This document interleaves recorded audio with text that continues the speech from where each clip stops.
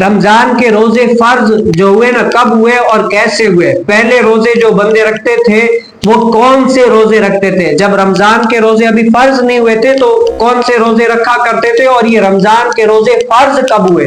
تو اس کے بارے میں کیا ہے، ام المؤمنین حضرت عائشہ صدیقہ رضی اللہ تعالی عنہا روایت کرتی ہے کہ قریش جاہلیت میں عاشورہ کا روزہ رکھتے تھے۔ کون سا رکھتے تھے؟ قریش زمانے جاہلیت میں عاشورہ کا روزہ رکھتے تھے۔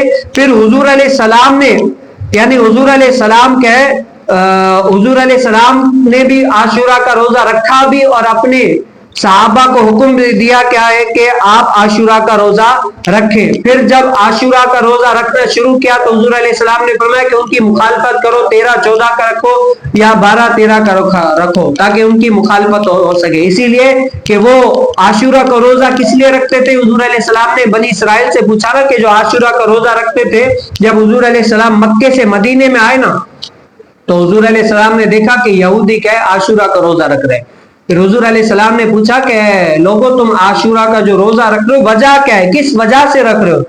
تو اس ٹائم یہودیوں نے کہا کہ اس دن بنی اسرائیل کو اللہ تعالیٰ نے نا فرعون جیسے بادشاہ، فرعون جیسے دشمن سے اللہ تعالیٰ نے نجات دلائی، یہ سب سے خوشی کا دن ہے۔ اسی لیے حضرت سیدنا موسیٰ علیہ السلام نے عاشورہ کا روزہ رکھا، اس دن کو غنیمت جانتے ہوئے، اس دن کو اچھا جانتے ہوئے، اسی لیے عاشورہ کا روزہ رکھا۔ اب ہم بھی حضرت سیدنا موسیٰ علیہ السلام کی پیروی میں عاشورہ کا روزہ رکھ رہے ہیں۔ تو نبی کریم صلی اللہ علیہ وسلم نے فرمایا کہ موسیٰ علیہ السلام کے قریب تم میں سے زیادہ میں ہوں۔ کیوں؟ انبیاء علیہ السلام ایک دوسرے کے قریب ہوتے ہیں کہ میں ہوں، میں رکھوں گا۔ تو حضور علیہ السلام نے عاشورہ کا روزہ رکھا بھی اور دوسروں کو بھی حکم دیا اپنے صحابہ کو کہ تم بھی عاشورہ کا روزہ رکھو۔ اور پھر جب دوسری ہجری 10 شعبان المعظم کو نا رمضان کے روزے فرض ہوئے۔ رمضان کے روزے کب فرض ہوئے؟ دوسری ہجری 10 شعبان المعظم کو رمضان کے روزے جب فرض ہو گئے نا، اب حضور علیہ السلام نے فرمایا جس کا دل چاہے وہ عاشورہ کے روزے رکھے، اور جس کا دل چاہے نا وہ عاشورہ کے روزے نہ رکھے۔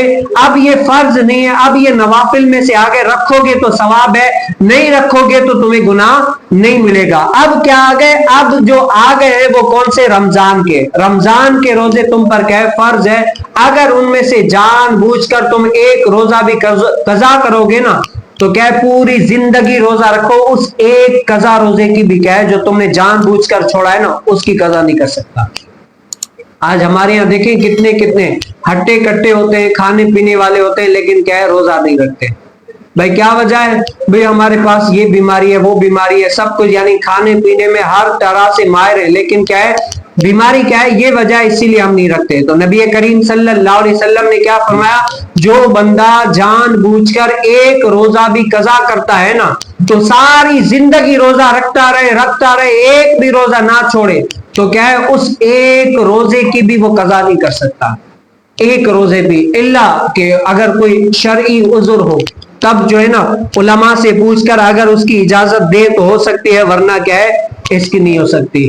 تو آپ اور میں دیکھ لیں کہ ہم نے کیا اللہ تعالیٰ نے جو ہم پر روزے فرض کیے ہیں کیا ہم رکھتے ہیں یا نہیں رکھتے؟ اگر رکھتے ہیں تو اللہ تعالیٰ کا شکر ہے، اور اگر نہیں رکھتے نا تو آپ اپنے نفس سے پوچھیں، اپنے آپ سے پوچھیں کہ کون سی ایسی مجبوری ہے کہ میں روزہ نہیں رکھ رہا۔